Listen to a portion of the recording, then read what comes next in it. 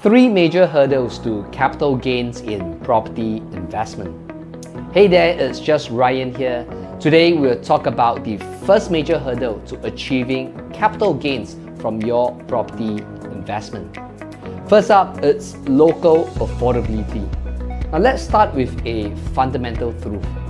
What may be affordable or cheap to you as an investor may not hold the same significance for your future resale audience, and in the context of an overseas property, the local audience.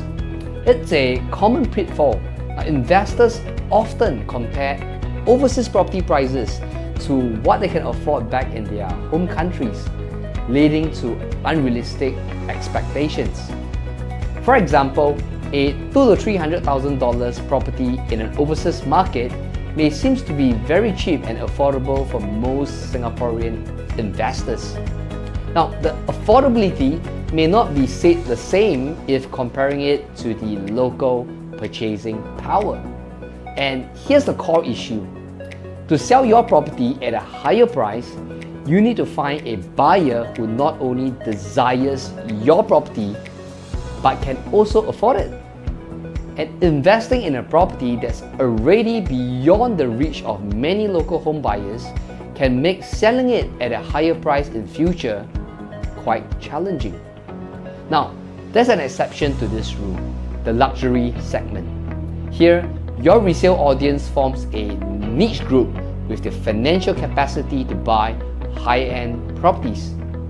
However, if your goal is capital gains in a more general market conditions, investing in areas that is favored by local home buyers is crucial. Furthermore, if you can invest in a market or an area where predominantly are driven by local home buyers, it's a strong testament that prices are well within the affordability of the local audience, and growth can take place under general market cycles. Take for example New Zealand, where local home buyers drive about 99% of transactions due to the fact that the country has banned foreign buyers' ownership, with the exception of Singaporeans and Australians, which generally make up less than 1% of the total sales volume. Now, these areas typically witness property price growth that align with the affordability of the local audience. Another factor that affects the local affordability is the role of wage growth.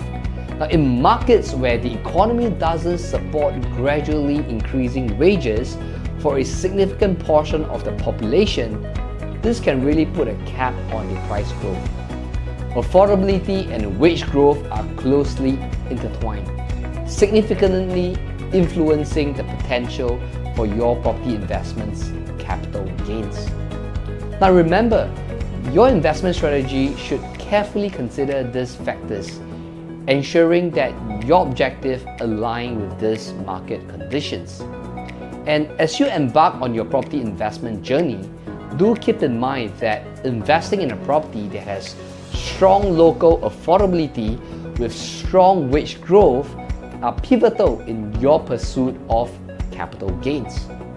If you are keen to know how you can invest in the New Zealand property market and buy just as a local buy, and how you could potentially diversify and scale your real estate wealth, feel free to reach out to me with a private message. If you have found this useful, remember to share and like this video, and do remember to follow me for more insights into the next biggest hurdle to achieving capital gains